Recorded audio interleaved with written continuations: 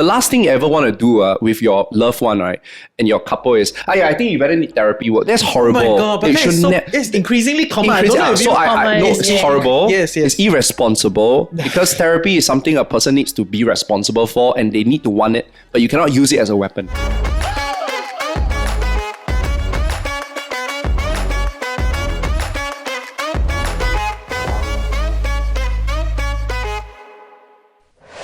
Okay, so welcome back to Wise and Shine. I'm your host, Reggie, aka your Chief Financial Coconut. We have a guest in the house today, but before that... This is Eric, Mr. Positivity. And I'm Dawn, SG Budget Vape.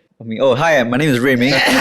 One half of the Woke Salaryman. Great. So RuiMing in the house, and I got him in the house today, of course, for a reason, because he's also... You got him? No, Dawn got him in the house today because of this particular topic that we wanted to talk about, because he's also super passionate about today's topic, which revolves around mental health. And the ultimate question that we want to answer today is, do we all need a therapist?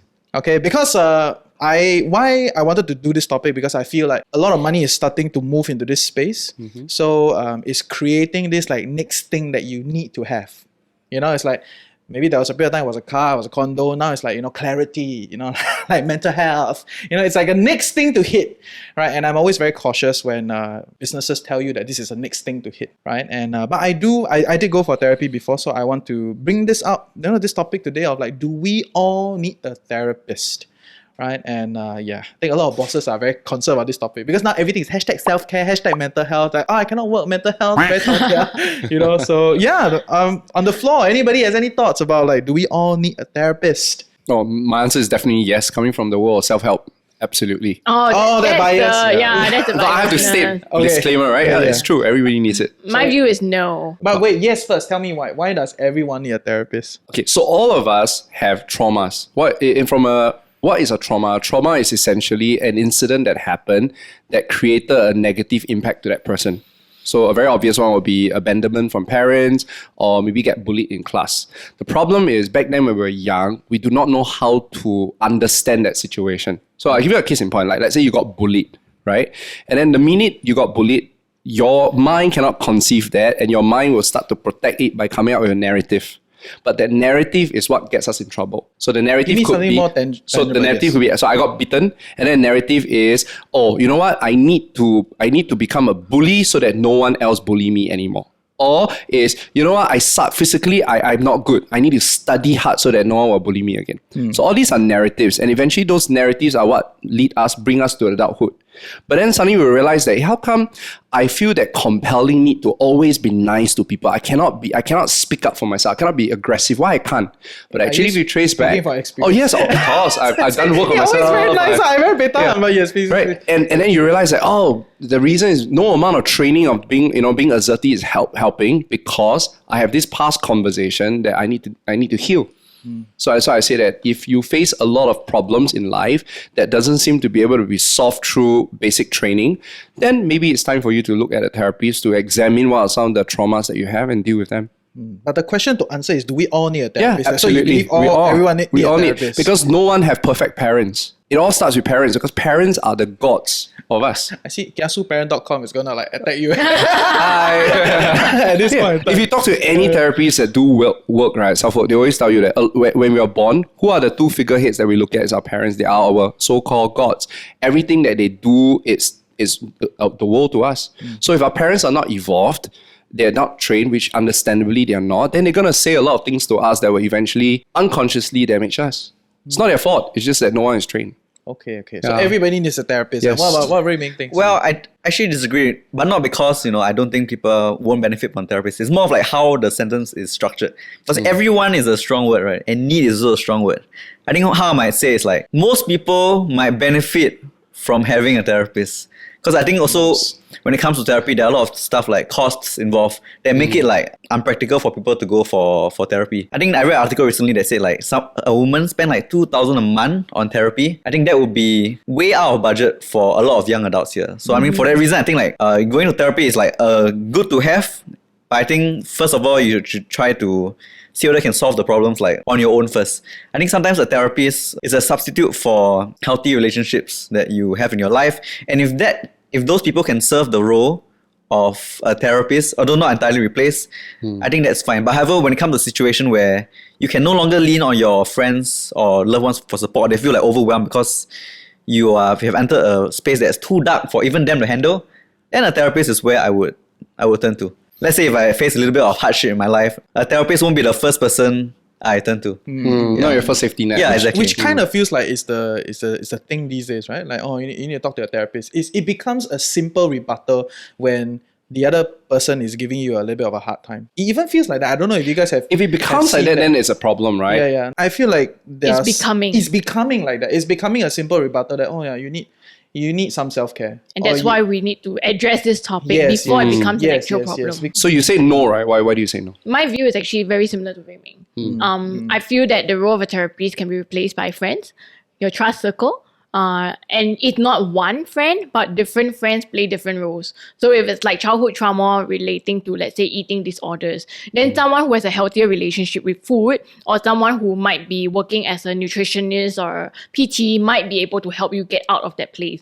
But if it's something else, then it could be another friend, another role model, another mentor. And I think if you have friends and people in your life who can play that role, like what you say, not that they are a substitute for therapists, but you don't need a therapist to help you get there because you know how to seek out the resources yourself. Whereas for people who don't have that, a therapist is kind of like a all-in-one place that you go to get the answers for all these things that other people in your life cannot give you. Okay, so if you guys coming from a point like we don't have to use therapy as the first line of defense, maybe yes, then I agree. But there's Not so quick. Wait, no, I have a but. I have a but. Yes, Okay, now your point of stand is that, okay, your friend can play the role of the therapy, or someone who has a healthier conversation in that area can be, right? However, there's a but. Because fundamentally, right, the number one rule of coaching or therapy is the client must be coachable. Yes. Because if the client doesn't want to be coached, regardless of me signing up for therapy, because sometimes I might sign up for therapy for the wrong reason. I just want you to assure me that, validate me for whatever reason, but I'm not willing to work on my shit. With that as a basis, then therapy is not going to work. Even friends won't work. So I think we need to remember this, that whoever is going to go for therapy, you need to ask yourself, are you really coachable? Are you willing to face your demons and your shit and your nightmares? And are you willing to change? Because change is very difficult. But that fundamentally assumes that you even recognize that you need to change, Which or is where it's self-awareness like comes it's a in. demon kind of thing. But what are some basic parameters that you will observe? You know, whether If you you need keep to solve this thing. if you keep having the same cycle, if you see patterns, you Elaborate. keep meeting the same, let's say relationship, romantic, you keep falling out of relationship. Like if the first time you fall out of relationship, you can blame the person. Second time, but if third time, fourth time, you are the common denominator here, It's not the guy, it's not the girl. So when you start to notice a pattern where you keep making the same mistakes, you keep getting yourself into the same situation, perhaps it's time for you to wake up and realize that maybe you can't solve the problem. Because RuiMing, you say, right, that if you can solve it, that's great. But sometimes the problem comes because we can't solve it. Because if we can solve it, we would have already solved it. And sometimes our friends can't solve it because their friends are too close to you and they can't tell you the truth. And maybe you don't feel the safe space to share. That's where the therapist comes in. Therapist is able to give you neutral point of view, create a safe space for you, but you must still want to work on yourself. I will Otherwise you will not challenge the work. neutrality of therapists. Right? Okay, I don't go, think tell therapists us. are neutral. I mean, a lot of therapy work is based on DSM-5, right? Which is essentially the latest manual of like psychological disorders. Disorders is what they say, I say one. So don't cancel me. But if you really look at some of these things, it's an ongoing evolution in this game. So they're also learning along the way. It's like, actually, how many people realize your doctors are guessing half the time? Right? They take best in class information and then they guess, like that. If cannot, 2 weeks later, you can't look for me. Fundamentally, it's a guess. Right? So actually, therapists, they are not neutral. They're also guessing and they come from a particular school of thought. So depending on which school of thought they come from, it's a very different thing. Okay, I'll give you a simpler example, right? The twin uncle, the Zhen Jiu, the guy, Sensei, and then the chiropractor, right? All of them say each other no use one. If you go enough, because I go enough of all of them, they all say each other, why you go Zhen Jiu, no point one, put the needle inside, very dangerous. Why you go to a chiropractor, fake one, twist, what use do they have? Right? But all of them are trying to solve some problem based on their school of thought. Right, whether it works for you or not, that's a different discussion. If the chiro works for you, great. Right, if the twin guy works for you, great. Right, but if you just go to one type of therapist or one type of this kind of healers, right, and then they don't work, and you assume that they are all neutral and they're all with the good or the heart, they come from the same ground, then you are fundamentally you're doing yourself a disservice. So, which is why I don't believe that they are neutral. They come from a school of thought, and that's the part that we need to be clearer on. So maybe I help you understand the world of therapy, okay? So in the world of therapy is actually a spectrum. One end of the spectrum is what we call mentorship. The other end of the spectrum is called psychotherapists, counselors. There's a middle ground, which is where I stand for, is coaching. There's a big difference. So in mentoring is very much like this. Oh, you have this problem, is it? I used to have this problem too. This is how I solve it. You can try my way. That is the assumption, is that you can't solve it. I use my experience. I tell you what to do. Then the therapy side, the counselor side, it's all about, talk to me, have conversation, chit chat with me, and just keep talking. That's why you see sometimes people say, how can it take so long? Talk, right? So that's the other school of thought, which is assuming that the patient can't solve their problem, and then we need to help them solve the problem by listening to them. But I subscribe to the school of thought of everybody is empowered to solve their own problem. A properly trained, we use the word therapists, but actually therapists belong to that category. Whoever that is going to intervene, right, as a coach, needs to create a space for the person to want to change first and to have an empowered conversation that leads the person to realize that they have a problem, they want to change, and that they have to figure out their own solutions. Because then you can maintain neutrality. Because a coach, if you go and check ICF, International Coach Federation, that regulates the coaches, there are 13 rules. And one of the rules is you're not supposed to give advice to your client. You're not supposed to impose your thoughts even to your clients. So it's no book, no rule book. Is I create a space, I have a conversation, I guide you into realizing things, and then you decide what is your plan of action. I subscribe to that middle. So there is neutrality in the intervention. Probably not at the extreme ends, but in the middle ground. So Eric, when you say therapists, are you referring to because it's the first time I'm hearing about the spectrum between coach and therapist? I mean, I was not aware of this.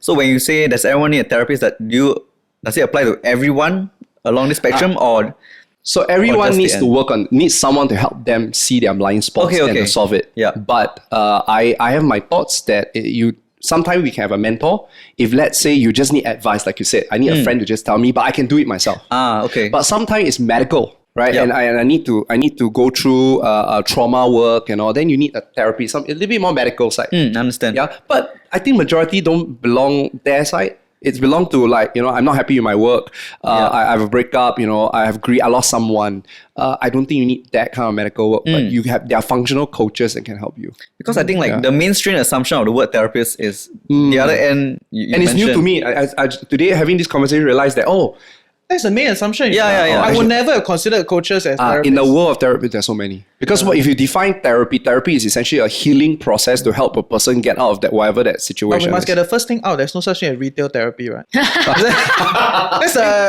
once and for all. If you use the word therapy, but it doesn't solve the root problem. It's like retail shock. I think that's more accurate than therapy. It's what you call a handy plus. It doesn't solve the wound. Okay, so if you use your broad definition of therapist, it would sound like you agree with most of us already, because we were referring to therapists, like strictly the mainstream understanding of the term, right? That's why I'll say that step number one is it's okay to seek therapy, but there are so many spectrum. We need to be very clear about what kind of help we need. Sometimes we just need mentoring help. Sometimes we need to have a person who's neutral to have a conversation and to empower us to make our change. But some of us maybe not in that position, and understandable because you are so damaged, so hurt emotionally that you really need someone to really just deal with you. And I say that because I've been through all three processes. Like I have mentors helping me in my business. I had a coach to help me through my confidence, but recently I had a lot of panic attacks. And it's not something that's very intellectual. I don't know where that panic attack come from. I have claustrophobia. That's when I realized that I need someone who can help me in a more unconscious level. Nothing to do with conversations. And that's where you went for therapy. Yeah, that's why I feel that maybe the angle where I come from is everybody should proactively seek help to help yourself, but be open in how you can get help. Fair. That's reasonable. Yeah, that's reasonable. And that's probably why you like this space a little bit better. Because our old space is very claustrophobic, very small. It's like, what? That's square, very small. Still an issue. Yeah. I think also I like what you said on how it's about the unconscious. So therapists could be equipped to help you find the answers in your unconscious. Yes. But a friend or a coach may not be able to help you. But it can help you find in the conscious. Yeah. So if you're consciously aware and the solution to your problem that you seek can be found in the conscious domain, then you don't need a therapist. You do not necessarily have to pay for therapies. No. But if the problem, you search in your conscious domain and you can't find it, then it could be that it's something in your unconscious that you're not aware of, like a childhood generational trauma. Yes. And then that's where going through proper trained therapies where they may hypnotize you. Do they even do that now? They don't. No, different interventions. Different, yes, There's yes, hypnotherapy. That's one of There them. is this, I don't know what's the official name for it, where they have sensors. And many kinds. They I've have worked with art process therapists work. before. Art therapy is also a form. You don't even need to tell them anything. Yeah. As you draw, they are so trained to kind of know the color composition, your strokes, the strength of it. They can hypothesize and then they will lead you into like... And there's maps as well. Maps don't even need to talk. They sense your energy and they heal you. So there's so many forms. And Are we going there? Very spiritual. no, so that's why I feel that the number one is I hope that the listeners are open, and unfortunately I have to admit, there are a lot of shenanigans. There are a lot of people who are who catch on the I trend. say one No, You say- but because I'm from that world, right? yes, Anything that is popular, people start to commercialize it. Oh my goodness. And commercialize, nothing wrong with that. But then other people who are not even legit, they start to think, oh wow, everybody is caring about mental wellness. Let's do a hocus pocus, So I think our audience need to be discerning as well, to ask the right questions, to discern who is the legit one that can really help them. Yeah, and I come from the view that there's everything wrong with commercialization when it comes to this, right? No, because now everything is self-care, everything is mental health, everything is like this is like the next frontier of things you should spend on. And that the basis of it is commercialization, right? Because there's a lot of money flowing into the space. Marketers spoil everything. Yeah, so everybody wants to. So it's like everybody is there. This is a new frontier. It's like if you don't have mental health, like you don't have like this like peace, namaste vibes, right? You are problematic. Like you're not good enough, right? And that is the part that I'm really very very concerned about. I don't think it's the next frontier, and I do believe that there is a pace to some of these things, right? It's like an onion situation, right? You have some easy problems that you solve, maybe sometimes just with a bunch of friends, right? Friends that are a little bit more aware of these things, a bit more like sensitive with your emotions and all that. You can kind of solve those things, right? Or not say solve, maybe just pain relief is good enough. It's like these days, right? The borders have opened, people start flying. Where got mental health? No one care anymore. The Bangkok everything is like... It came out when we were stuck. Yeah. And that whole demon thing is so big, right? But now it's like, now that you can travel, who still talk about mental health? I see article reduction in that space. And fundamentally, that's the problem. That because we have so much distraction right now, we don't have to look at ourselves. We don't have to deal with the demons. Oh, I challenge that view because I believe that sometimes it is you need to give yourself space to slowly face those things. Mm-hmm. And if you're not ready to it, you shouldn't force someone to go into it, right? And the reality is, something is only a problem when it does not serve you, right? So if your belief of like, let's say there's a very common belief out there, right? Like people like to talk about saving money and all that, right? And they will associate saving money because money is a bit abstract, right? So what a lot of people do is they will get you to associate this money to the amount of hours you need to work to get there. So in other words, what they're trying to do, they're trying to draw the pain of work to anchor the idea of money. So then you will be a bit more prudent. Right? It's like, this one, buy this, I need to work 2 years. That kind of thing. So it's a lot of that. But at some point, this idea no longer serves you, especially when you are trying to invest. When you're trying to allocate budget, you want to be a bit more technical, slightly less emotionally attached to it. Right? You want to be a bit more strategic. So this idea no longer serves you. So the belief has to go. Right? And for therapy work, right, sometimes these beliefs are like deeply seated, that it takes time for them to open up. Like only recently I was sitting down there one day, and I was like, like this thing come knocking at my door, like this random memory that I have probably dissociated and buried long ago started coming back. That is me giving myself space and me giving myself enough safety to then let these problems come out. No, and perfectly fine. Yeah, so the rush to intervention is a part that I'm a little bit more concerned individually about. It's okay, but as you said, there's always going to be, like, if you have this enough is enough, I think you're ready. But what I disagree, or what I feel that we shouldn't be doing is we cannot use therapy as an excuse to not have to show empathy to people. You know how like sometimes like a person cry, we always like to do this. Like we will say, oh, don't cry, take tissue, right? From a psychological point of view, it's actually a very bad thing. Tissue is a very bad thing because you're supposed to allow the person to express. But because we're so uncomfortable with your tears, I rather ask you don't cry and tell you everything will be okay. And therefore, I refute all the negative emotions, which is actually still very useful. Yeah.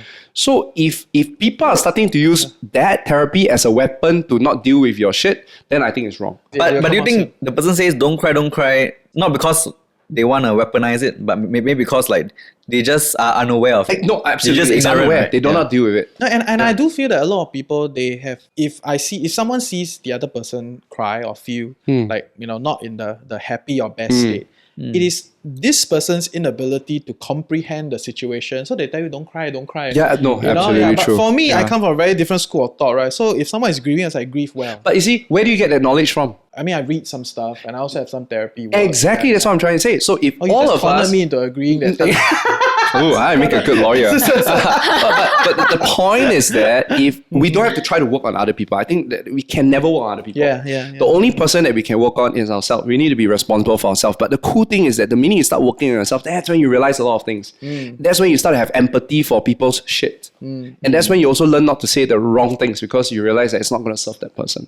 Yeah. So the basis of right or wrong is whether it serves that person in that context. In that context, whether it forwards the person's evolution or not. So I'll say that it's for you to decide whether you're ready for therapy. You don't have anybody, don't need marketers to tell you, don't need a government to tell you. You decide it. Yes. Right? But I hope the government do more.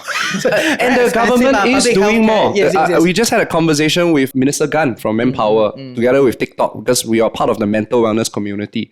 So they are. Sorry, I don't think that is enough. I need institutions. Okay, it's not just marketing, all that. Because a lot of people are saying, mental health is very expensive, all that. It's true, right? Because why? It's not about the amount of insurance that you can cover. There's no public infrastructure around, or not enough. The public intervention is only at the very extreme, or for the longest period of time. That's why people think Xiao Lang Keng very scary, like Bangkok Green, like very eerie, like this area. So it's like no. And that's where the Skills Future come in. Do you know if you go under Skills Future, you check, right? There is a series of programs that you can actually learn to actually self-heal yourself, to learn. So it's available for us. So I don't disagree with those things. I think those are good, right? But the institutions need to be a little bit broader in my view, right? Like it needs to cover, because they used to only cover the most extreme. You need to cover a little bit more, right? Yeah, the mass majority that it's not about just self-healing or going for a program. Sometimes you really do need that slightly deeper work. And if the institutions don't come in, that means the public healthcare system don't come in and anchor this space, you end up having a lot of profiteering in the private healthcare. And it doesn't mean they're lousy, it's just they're very expensive. Right, highest bidders first, right, in the market, right? So they're very expensive. So a lot of people get priced out of it, right? And no matter how much insurance you buy, it will never be cheap because there's no public healthcare to anchor on, right? So and that's the part that I think is a structural thing. It takes some time to evolve, and it is changing. I guess. It is changing. There are some measures. There are some measures that are good, but we need more. Need to do more and Agree. faster. Hey, I hope you're enjoying Wise and Shine so far. I'm your host Reggie, aka your chief financial coconut, and for us to continue to do this show so that you become a tad bit wiser every week, you gotta like, share, subscribe, help us beat the algorithm. But even more importantly, if you can, comment in the comment section below. Let us know your thoughts and also some questions that you would love us to answer. Now back to the show. Let's talk about cost. So Yes. the three of you have gone for therapy before. I haven't. What is one benefit or one problem that you got solved through therapy that you think wouldn't have happened if you didn't? I think I had an argument with my girlfriend, so we went for couples therapy. Then the Together or yeah, separate? together. Then the therapist just said something that maybe you want to try reacting this way. Would that be more helpful to your girlfriend? Then I was like, oh yeah, actually that makes sense. So it helped me like escape like my own thoughts into a third party. So I think having a neutral third party like definitely helps. Because sometimes when you argue with a loved one, you're just too into it. Correct. Right? You can't really be neutral. So true. Yeah, so having a neutral party really helps. And if you go to like my friend, they'll take my side. You go to her friend, they'll take her side. Exactly. Form your own echo chamber. Yeah. So I think it helps in that way. What about you, Eric? No, 100%, right? I'm a big believer So and what's advocate. one example? I wasn't that confident when I was young, right? Because I don't have my own voice. And I remembered when I went through coaching for the very first time, I was in uni, right? And I pride myself for being into personal development. I love things, but I never seem to see any success in anything I do. I attend a lot of self-help. I'm a seminar junkie, basically. Yeah. But I can never see any results in my life. You're on the circuit. I was in the circuit. Yeah. So I just rah-rah, right? Then I went to this coach, and one of the exercises I did during the live coaching session was to write down all your goals. Then I was like, so easy, I already know my goals. So I wrote down everything faster than everybody else. Then I was just trying to show Shaking off leg. like I shake leg just so that I've done so long, yeah. And then the coach looked at me and said, show me your list. And then he looked at my list. Then he said, okay, I'll give you one additional homework. You draw a line in between. Beside it, write down who told you to set up this goal. I was like, that's a weird question to ask. And then I started doing. Halfway through, I started breaking down in tears. Because I realized that, see, that's the realization by asking the right question, that none of these goals were actually what I wanted. It's my mom, my teacher, society, everybody. Then he said, so Eric, you haven't done your work yet. What do you want? That was one of the fundamental, most powerful moments for me. And after that, I that was changed. when you started getting real success. That's when I started setting goals that I really want, and I'm not doing any more things to get validated. Not because I since young, as I said, like I've never get validation. I realized that all I wanted was to be validated by my dad, right? And when I went to my dad and said, "Dad, are you proud of me as a son?" And when my dad said, "I'm proud of you. You don't have to do anything. I'm proud of you." When I heard that, then my entire burden dropped. I don't have to do anything to make my dad proud because he's already proud, which means now, oh my God, I got a freedom to do whatever I want. That changes everything. It was so profound moment for me. That's awesome that your dad will say, congratulations. I mean, it must have been like a big moment, right? But it was a so embarrassing moment for me because yes. like me and my dad were not very close relationship-wise. So it takes a lot of courage to have to hear that. But that's fundamentally, at least my own learning journey that wow, that's why I love it. I love that moment. Do you tell your dad you were proud of him too? Huh? No, he will have to do his own therapy. You were not proud of him. There's a part two to that story. Yeah. Part two to the story was I sent my dad to the same program. And that was when I realized that because my dad remarried, so my mom is his second wife. And I didn't know that my dad carried so much guilt for his first wife. Didn't know that. He was carrying so much guilt. So my dad always thinks he's a useless. Useless is a common word that he always uses. Oh my God, useless. That's even worse. He thinks that because he doesn't study hard as a taxi driver, he really thinks the least of him. And I cried when I saw him read out, even now I'm feeling emotional, at the back, I was supporting at the back, and he cried when writing that letter. He felt so guilty. And I realized because of his guilt, that's why he can never love my current mom. Everything is compensation. So I say that.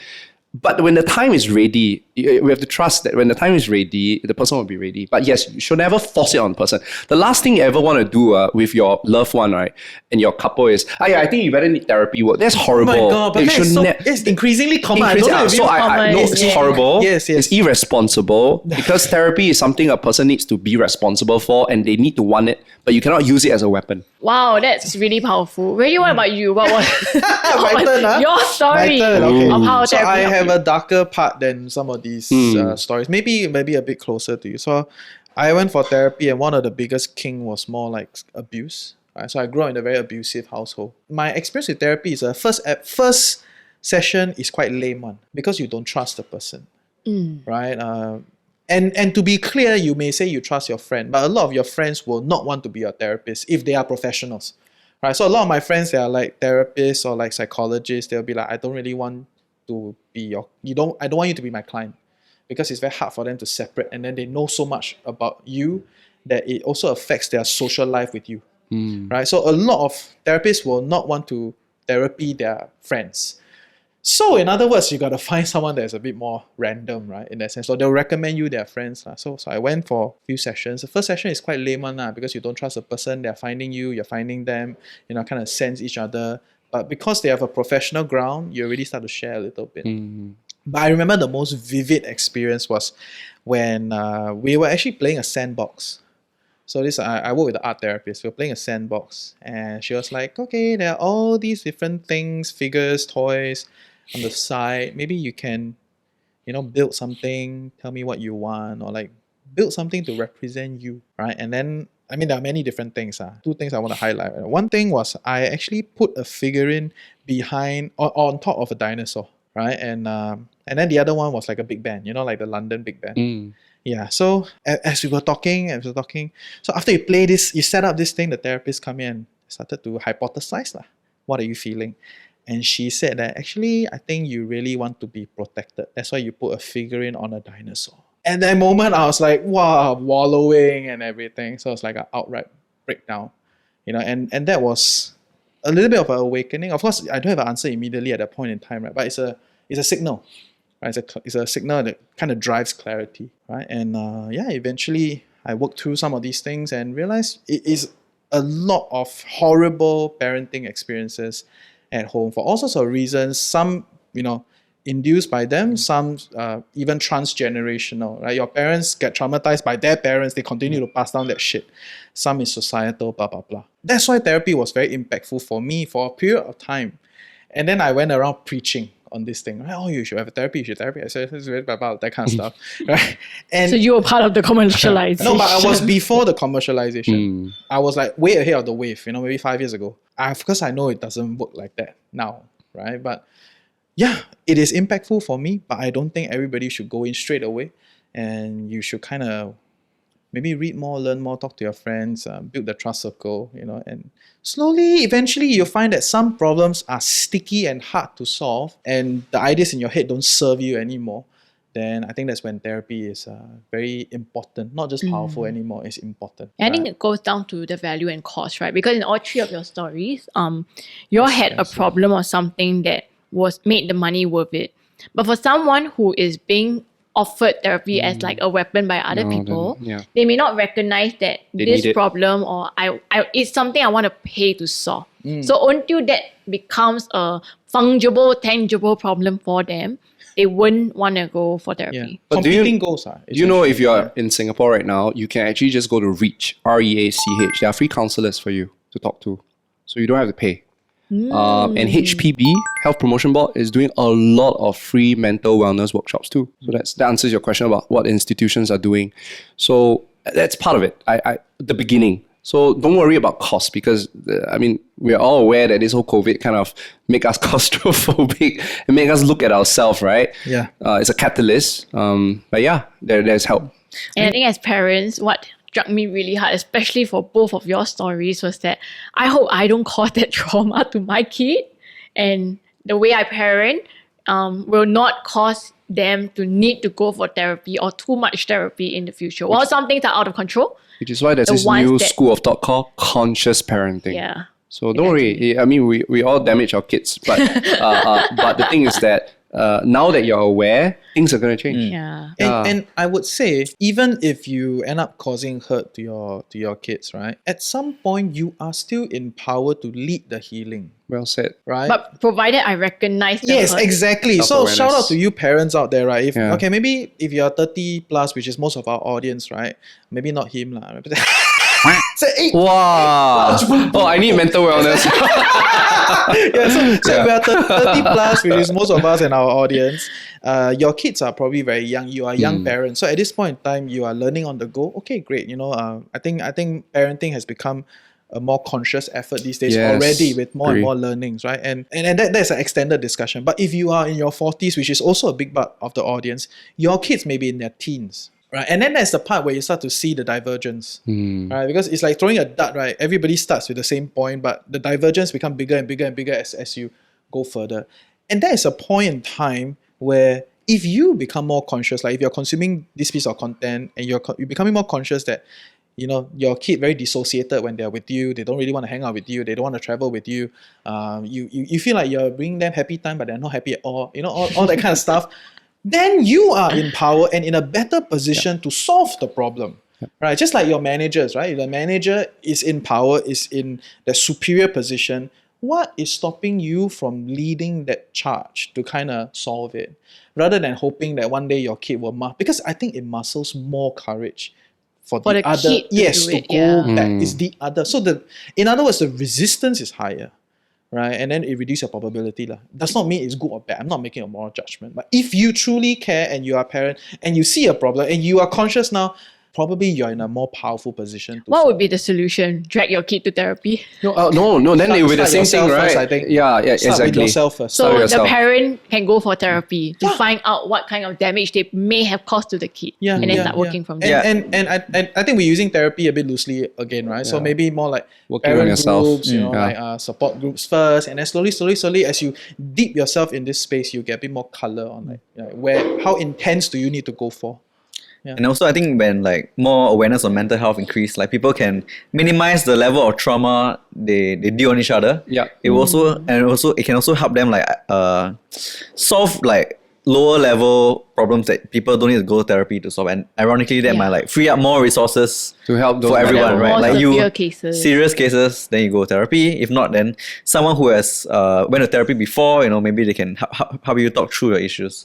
So now I think you have to jump the gun and go straight into it. So that might increase as mental awareness and mental health gains more Agree. And awareness. it's happening, right? I mean, at least there's less stigma. Last time we always joke about, oh, you're crazy, you go Woodbridge Hospital, right? Is people use that. But now... At least I use Bangkok Green, you use yeah, mine's, Woodbridge, I'm right? from the So 1980s. even earlier, Woodbridge, Pan Chiao, like, Yuan. already. Yeah. Yes. And I love what RuiMing said that actually it will get better. Like, as people are getting more and more conscious and more self-aware, it'll get better. So I think the fundamental thing is to remember you can't help others. You cannot help your kids, you cannot help because the person needs to be helped, want to be helped before you can help. Even professionals can't help them if they don't want to be helped.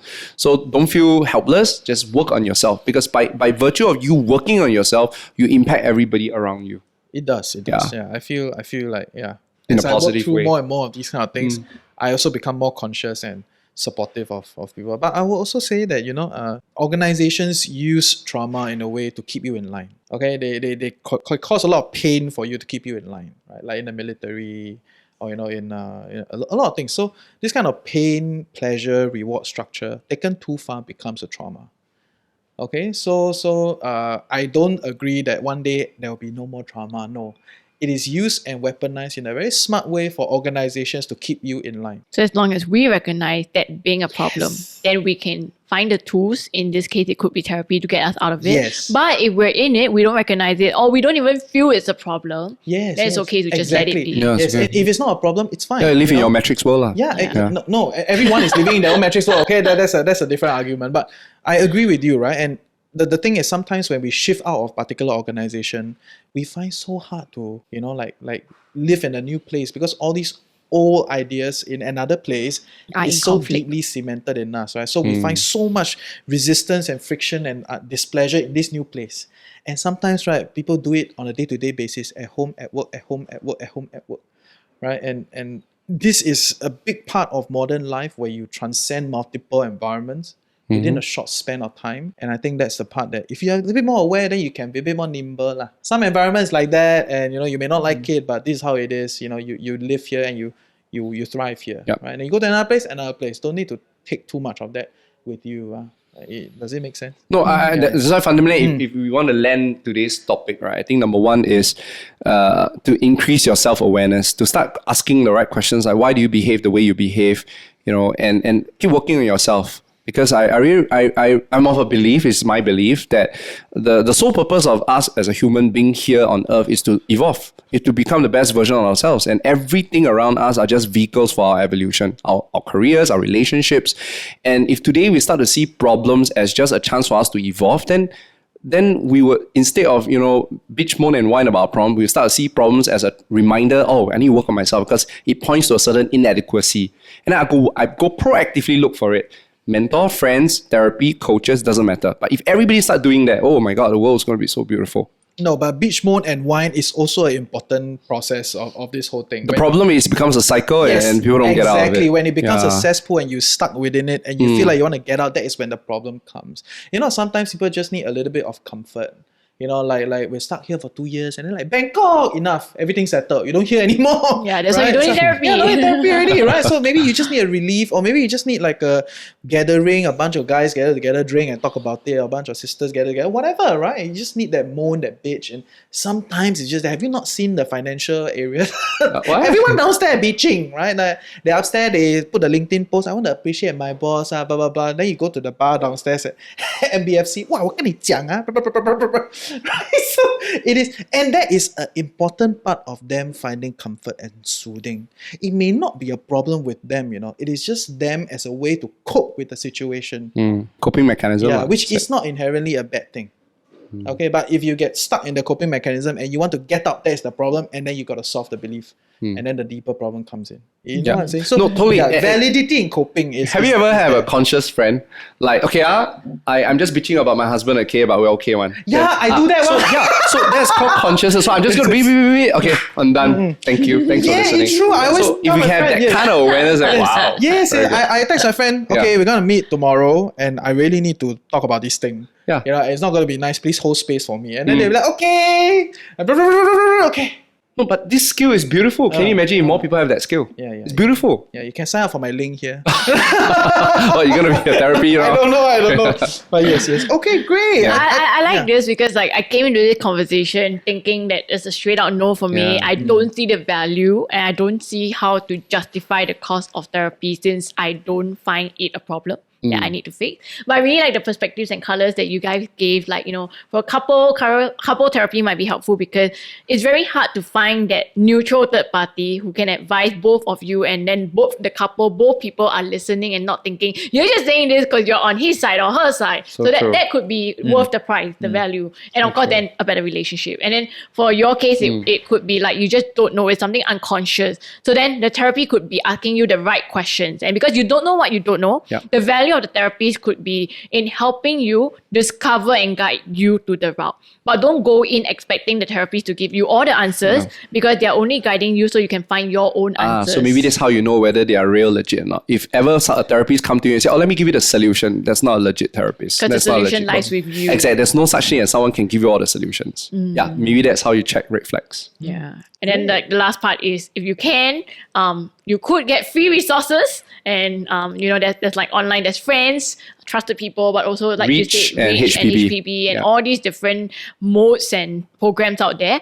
But at the end of the day, I think it's really just recognizing don't let society commercialize it. It's trying to commercialize it. So let's be conscious of it and only seek it out when it's a problem. We need the value. Yeah. I feel like HPB need to sponsor this episode. I will send you an email. I can forward them. Yes, please forward them. I think they need They to will do sponsor. part 2. Yes, Part 2, we can do part 2, we can share Any other more. things, RuiMing? No, I Anything think- you picked up? I think How about say one thing that was most impactful for you? I hate this kind of things. Can you all go first? I say 3 things, Yeah, so she I'm said good. Yeah, she said shooting. I'm good. Oh wait, it's still on me. Yes. We said a lot. He said a lot. I said a lot. He Today's said a lot, episode, man. I said a lot. Okay. So any last things? You're the guest, you must say something. Yeah. I know. Wait. You're pressurizing me. Yeah, I am. You're causing me trauma. Yeah, you're causing me trauma. Okay. Putting me in a spot. Yeah, weaponizing this now. No, I mean I got a point to say, but I don't think you'll wrap up the podcast. What's the point? I think sometimes self-care is not just about like taking like a wellness break or going for a massage or like going to Bali. Sometimes self-care means doing the tough things, you know.